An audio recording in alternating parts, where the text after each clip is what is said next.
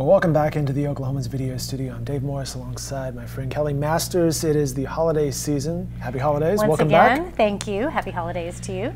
It's an interesting conversation. I texted Kelly, said, hey, can you come back in for a year-end recap of, all things sports, football guru sitting right next to us. Pro and college, we're going to dive into both. But then also kind of what does your year look like as we look back on the year? Perhaps her Spotify playlist. I don't know. But last night, and I've said this before, Dallas Cowboys fan, grew up a Dallas fan, and it's nothing but heartache over the past couple decades. Watching last night, it's a 7-point loss to the Bears. Really didn't feel that close. No, my goodness. Yeah, when I looked at the score at the end of the game, I thought, really?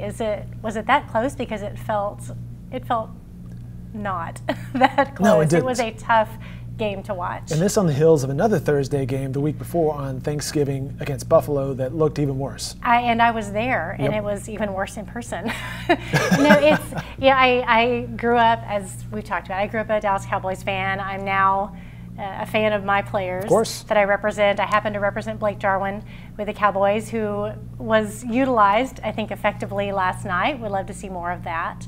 But it has been a frustrating decade. It's been more than that. Yeah. It's been a frustrating year, just to see all the talent and to see to get your hopes up so much, only to be let down. And so that's frustrating. But gosh, there is so much talent. I feel like I really still want to be optimistic. But I'm excited. Well, that sounds like a true Cowboys fan. I'm optimistic. Look at the roster. I'm optimistic. I'm sounding like Jerry Jones. Right? Yeah.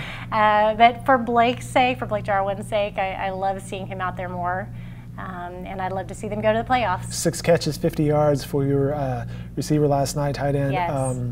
Targeted 7 times, 6 catches. He had a great game. He had a great game. He was hard on himself. We spoke after the game, and he's always wanting to improve. So what's that conversation like? And how often do you speak with your athletes? I talk to every one of my athletes before and after every game, Really? and then throughout the week, depending on what's going on. So last night when you were talking with Blake, how's that conversation? He's frustrated with the team's honestly, performance. With the overall situation, and not for him to point the finger at Dallas. I don't want to put words in his mouth. The thing about Blake is his entire football career he has been patient. He has overcome adversity, and that's just continuing. He's continuing to be patient with the situation, with the process, and really looking inward and saying, how can I be a better player? How can I be a better contributor on the field as a teammate? As a leader, all of those things, and I'm very proud of him. So that's probably smart on his part, because he has to navigate the league and his career, knowing that he may not be with the Cowboys all his career, but he might. He might. Or the rest of his career. And that would be great. I know he would love that, but as every player, it's not just Blake, but every player wants to be in a great position, a great situation where they can contribute, where they can win championships. And so we'll see. So is that something you have learned in your career, of how to guide these players to think more like that?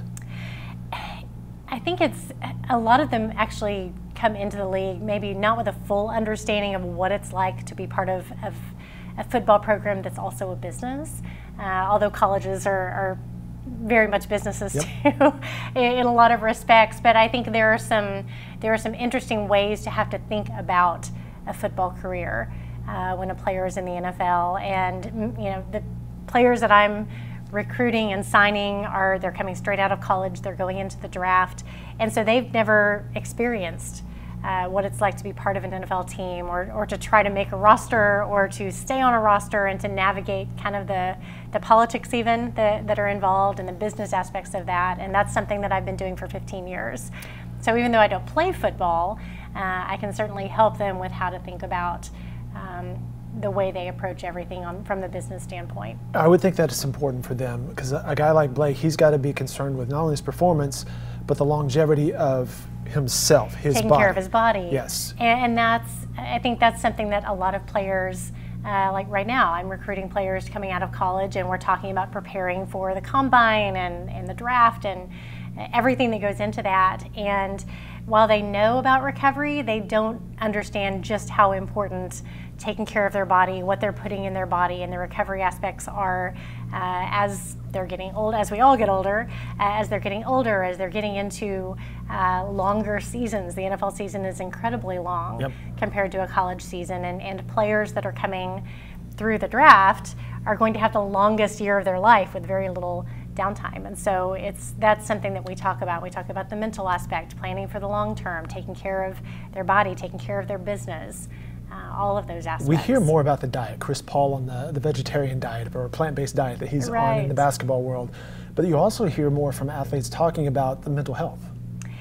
And I'm so glad that we're talking more and more about it. I think we're coming out of a place where talking about mental health or reaching out for help from a counselor or a mental health professional was a sign of weakness before. And now I'm really thankful that more and more athletes are speaking out saying, you know, I train my body and I have a strength coach to help me get stronger physically.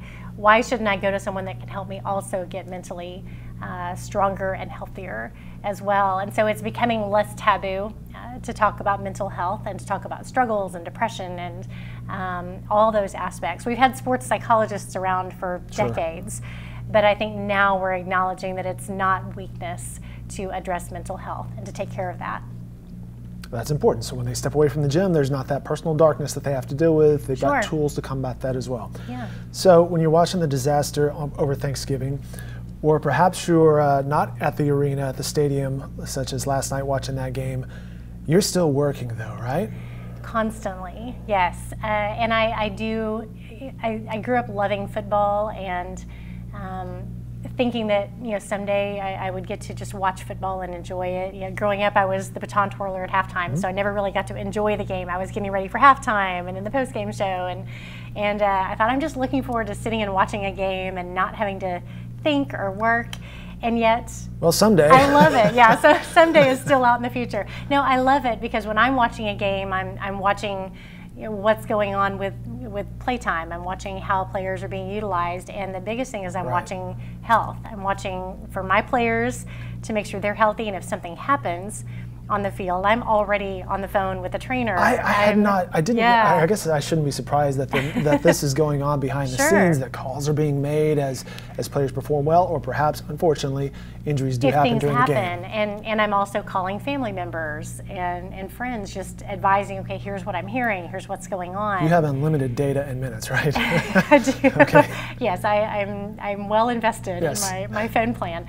So I am working throughout games, and in fact, last night, as I was sharing with you before, I watched an injury happen. I happened to have a player that's a free agent at that position, and I sat there and debated, do I go ahead and call the team now? Because that could go either way, right? It could go either way, and I've had it go either way. They're like, hashtag too soon. Yeah, exactly. Or yeah, actually we do need to have this conversation. Right, and so as I'm sitting there trying to decide whether or not, you know, the team is going to willingly take my phone call about bringing in a player of mine, they called me. And I'm so thankful that I was prepared. I knew exactly what they were looking for, exactly what had happened, and I was able to make those connections. So it's always work. And I guess I should say I'm not surprised, because this is a $1 billion industry. Sure. They have to constantly be looking for, okay, we're going to have a player here. It's constantly moving parts. There is some business to it. Absolutely, a lot of business to it, and two, you know, when you see transactions, you see players waived, you see players traded. Those are business transactions, and those are also lives. I think we've talked about that before. It's not just you put a player on a plane and he goes from city A to city B, and then he signs a contract and everything is the same. It's you're moving an entire life. You know, kids are in school, and houses need to be sold, and cars need to be shipped, and there's a lot that happens behind the scenes. And then with a team, as you mentioned, it's, you know, you look at a team and you think about it being sort of static, that you're going to have all the same players on the field all year long, but that just doesn't happen. There are constantly players being activated from practice squad, players that are being put on injured reserve, and there are entire departments for every team that are scouring the league at all times and scouring the waiver wire and talking to agents and finding out who's available if we need to make a change. So it's constantly, constant moving parts. Speaking of change, Jason Garrett. can't comment publicly. Understood. Understood. But I think I know the general sentiment, and we'll see what happens. Jerry Jones. It's weird how he's sort of predictable, but sort of not. I think he likes just being Jerry Jones and knowing what he's going to do, and we'll see. He has a plan. We just may not know what it is yet. You mentioned your college career. You graduate of OU. Sooner fan. The Sooners play Baylor this weekend, the Big 12 title game on Saturday. It's convenient. Lincoln Riley will be at Jerry World. I kid, everybody. I kid. However, we shall see. I think Lincoln would be a great candidate for the NFL. He's young. He's dynamic. Players love him. So, and he's brilliant. So are you seeing that shift too with players, that they relate a little bit more maybe to the younger coaches? It's hard to say that, broad brush, because you still see great coaches in the NFL that are more of the, the guys that have been around forever, the Belichick, sure. Yeah, who are highly respected. And so I think there's both. I think we're seeing we're seeing coaches that are younger, like the McVays. We'll see how things end up with the Bengals. They went with a younger coach as well. Say that every year about the Bengals. We'll see how things. So we'll see. I guess they have robust coaching staffs who have the mix of the young and the old. So. They do, and so I think it's both. I don't know that you can broad brush. Okay.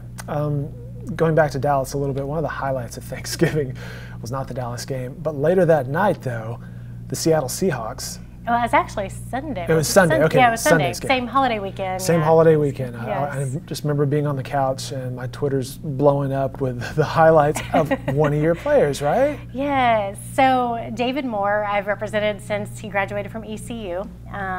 He was drafted by the Seahawks out of East Central. The whole NFL world was so new to him because he'd played at small school, obviously. He had a large learning curve, but all the athleticism in the world. But David especially just is a big kid, and he has a big heart. He loves the game of football, and he loves his teammates. And as everybody got to see, they've become famous for their end zone celebrations, and it happened to be on a 60-yard touchdown caught by David Moore. So it was a huge highlight for him. And you got to be so proud. I think I was. Maybe proud's not the word, but proud. No, incredibly proud. Also, did you teach any of this? I cannot take credit for the New Edition dance. I have a couple dances I'm wanting to send him, saying, do this one, but I've refrained. He has his own library of dances, so they love it. They love I thought that was a great moment, and congrats to him, and congrats to you as well, representing him. Thank you. Again, we're talking with Kelly Masters. You can learn more on her website, kmmsports.com or kellymasters.com. Sports management company, sports agent, attorney, professor. You've been teaching at Oklahoma City University Law School and Oklahoma Christian. How's it gone? It's been wonderful. I just finished my second full year of teaching. 2 semesters at law school, 2 semesters of undergrad. I love it. So what do you teach, and what do the students ask you? Surprisingly, we don't spend the entire semester talking about being an agent. The first couple of classes, I invite them into my world, and it is interesting. Throughout the entire semester, we may be covering various topics. We could be covering college athletes, we could be covering intellectual property, we could be covering international sports, youth sports, and how legal aspects apply to pretty much every aspect of sports business. But my students are getting a front row seat to my life during that time. So when a team calls, I take the call in class, as long as we're not discussing anything confidential. But I let my students see kind of a window into my life and the things that I'm dealing with. If we're trying to help a player move, if we're trying to plan an event, if I'm trying to gather information on a player I'm recruiting, my students get to see that, and I get to share with them what's happening in my life. And so I hope for them, that's why I loved having adjunct professors in colleges. I actually got to see more of the real life aspect. Real world application, and they're seeing that when I'm teaching them, which is a lot of fun. So if you have a player who perhaps needs coaching in Fortnite, you could ask your students.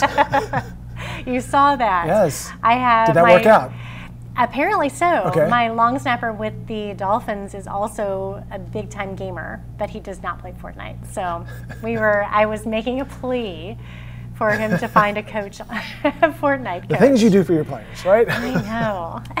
I certainly couldn't teach him. I'm not a gamer, but yeah, it's a huge growing industry now, and I happen to have a player that has a foot in both. So we'll see how that goes.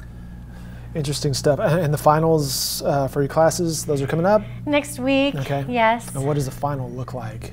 Not specific questions, but is this like I'm Q&A? not going to give anything away.